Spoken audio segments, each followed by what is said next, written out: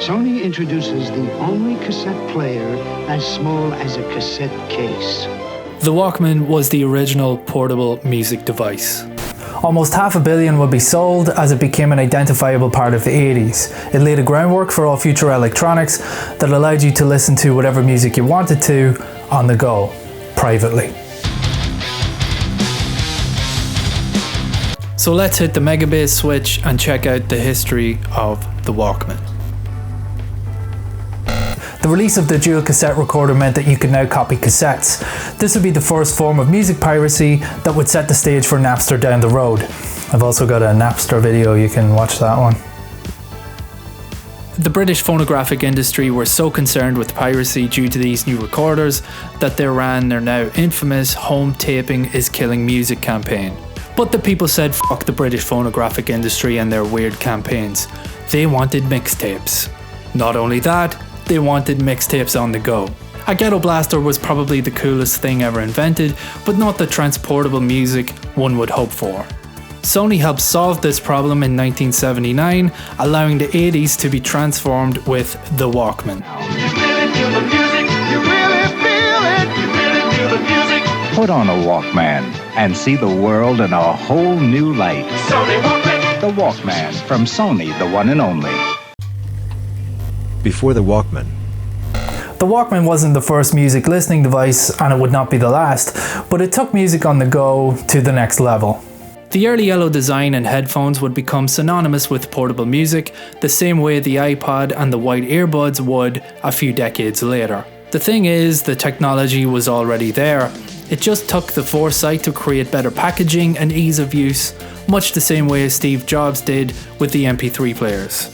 Cassette tapes were introduced in the 60s, and although they were well received, people still preferred listening to vinyl. You know the best thing about vinyl, apart from the expense, the inconvenience, and standing up to flip sides? The hiss. Development. The first prototype Walkman was built from a modified Sony Pressman, which was a mono cassette recorder. The original Pressman was aimed at reporters who wanted to record audio onto a cassette. So this modified Pressman was finally slapped together, and it would be considered the world's first low-cost portable stereo. The Pressman name lingered around while Sony decided on what to call this little portable stereo. In Japan, where it was called the TPSL2, it was thought that for the launch in America in June 1980, it needed a more descriptive name. The first idea was to call it the Soundabout, and was actually first introduced with this name. And coming up with uncopyrighted names took them a lot of time and a lot of money. So when nothing was coming together, they went back to the original Pressman device. They simply swapped out the press for walk as a way to describe what the main use would be for this new device. Marketing the Walkman. Japanese electronics are considered the best around, but apparently this wasn't common knowledge in the 80s. Sony wanted to promote the idea of high quality technology, but also the concept of miniaturization. The Walkman was like taking your large home stereo and shrinking it down into something the size of your hand. They were also aware of the potential isolation in the name. The product was connected with a man, and early advertisements made sure to show Walkmen and Walkwomen. Sexism. A big focus of the advertising was based around the personalization of the device. Mr. Walkman, Mr. Walkman, Mr. Walkman. Up to that point, the radio was really the only way to listen to music on the go, and you were limited to whatever radio stations you could tune into and the playlist that happened to be on it. If you liked rock and only had access to a jazz station, well... So Sony focused on the idea that this was a music revolution, as now you could take your own custom music anywhere you wanted to go. From mixtapes to multiple cassettes, you had a ton of inconvenient tapes in all of your fucking pockets. Class! The initial response.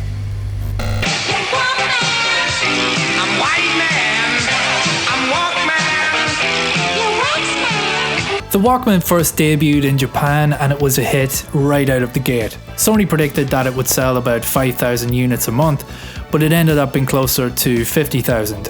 In America, the Walkman actually had a disappointing first few months of sales, but then the advertising campaign kicked into full steam. This also had a massive impact on the sale of cassette tapes. By 1983, cassette tapes started to outsell vinyl for the first time ever. You know the worst thing about cassettes? No hiss. The other big thing that was happening was the launch of MTV and the exposure to more music than ever. I've also got a MTV video here. Basically, you were not restricted to top 40 music anymore and had more awareness of new music than ever before. The influence of the Walkman. The impact and influence of the Walkman cannot be understated. Coke and the mullet aside, it may be the one object that can best define the 80s. It even infiltrated classic movies. These scenes are sure to confuse younger viewers. What are those buildings, they might ask? Surprisingly, Walkmans were still being manufactured up until 2010. It was finally discontinued, but the units that were made were still sold as there was a demand. The Walkman paved the way for the MP3 player, the iPod, and now your phone, changing portable music as we hear it today. You know, listening to Beethoven and walking in Manhattan, you know, walking on the streets is it's pretty nice, as opposed to hearing the sirens that are going by and the jackhammers.